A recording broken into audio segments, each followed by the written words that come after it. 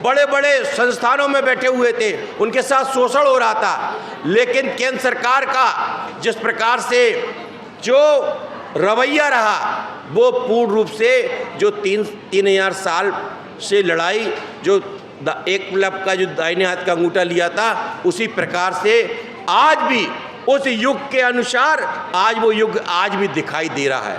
तो द्रोणाचार्य बैठे हुए हैं, कब तक हमारा अंगूठा काटेंगे? इसके लिए समाज को, हमको सबको एकजुटता होना होगा।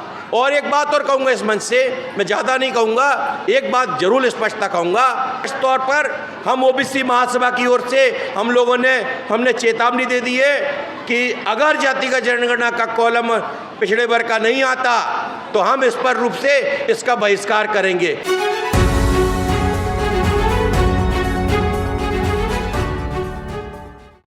बहुजन समाज को सबसे पहले आरक्षण की व्यवस्था देने वाले छत्रपति साहू जी महाराज कुर्मी जी के चरणों में नमन करता हूँ। राष्ट्रमाता सावित्रीबाई फुले के चरणों में नमन करता हूँ। रामास्वामी पेरियर साहब के चरणों में नमन करता हूँ। बाबा साहब अम्बेडकर के चरणों में नमन करता हूँ। मंडल जनक शरद यादव जी और तमाम मंडल जनक रामविलास पासवान जी से लेकर साहब कांसीराम जी तक मैं उनको नमन करते हुए, आज जिस प्रकार से दिल्ली में पूरे देश के अंदर जो आवाज जातिगत जनगणना में जिस प्रकार से केंद्र सरकार के द्वारा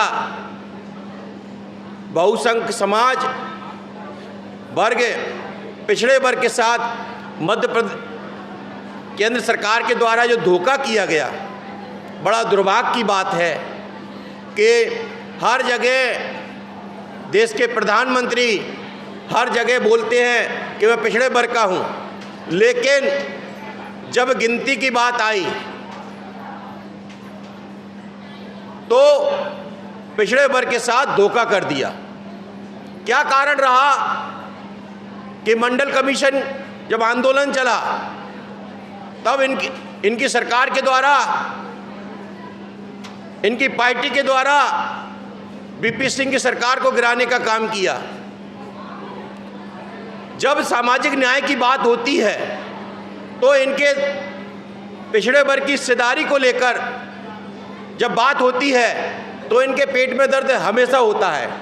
और देखने को भी मिल रहा है, चाहे मंडल कमीशन की बात हो, चाहे यूजीसी की बात हो, चाहे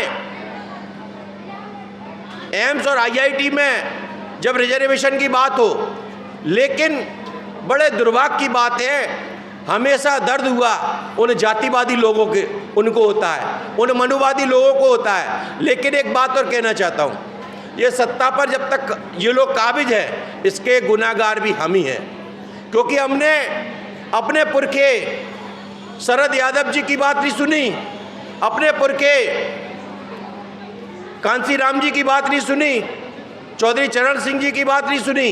वो हर समय एक ही बात कहते थे, वो जाति नहीं जमात बनाने की बात करते थे। लेकिन मेरा समाज जातियों में बिखरा हुआ है। जाति जब तक जमात की बात नहीं होगी तब तक इस देश में कुछ नहीं होगा। एक बात और भी है, आज पूरे देश के अंदर यूजीसी के मामले में वो धन्य, वो लोग अब समझने लगे कि जो यूजीसी का विरोध करने वाले लोग हैं वो कौन लोग हैं, अब मेरे समाज को पता चलता जा रहा है। लेकिन आज जिस प्रकार से केंद्र सरकार ने जो पिछड़ों के साथ, उन बच्चों के साथ जो बड़े बड़े संस्थानों में बैठे हुए थे, उनके साथ शोषण हो रहा था, लेकिन केंद्र सरकार का जिस प्रकार से जो रवैया रहा, वो पूर्ण रूप से जो 3,000 साल से लड़ाई, जो एकलव्य का जो दाहिने हाथ का अंगूठा लिया था, उसी प्रकार से आज भी उस युग के अनुसार आज वो युग आज भी दिखाई दे रहा है। आपने देखा होगा कि जहाँ जहाँ हमारे लोग, अभी यूपीएससी का परिणाम आया और उसमें देखने को मिला कि वहाँ पे कई लोगों के नंबर देखे, प्रजापति समाज के एक युवा का नंबर देखा और ईडब्ल्यूएस आरक्षण से एक व्यक्ति का देखा, उनके नंबर ज़्यादा थे और इसका कम था, वो सिलेक्ट हो गया, और हमारा जिसके ज़्यादा नंबर थे हमारे ओबीसी वर्ग के, लेकिन उसका सिलेक्शन नहीं हो पाया। दुर्भाग्य है। ये कैसे, ये दाहिनेवाद जो द्रोणाचार्य के तौर पर वो जातिवादी प्रोफेसर बैठे हुए हैं, वो इंटरव्यू में बैठने वाले वो द्रोणाचार्य बैठे हुए हैं, कब तक हमारा अंगूठा काटेंगे? इसके लिए समाज को, हमको सबको एकजुटता होना होगा।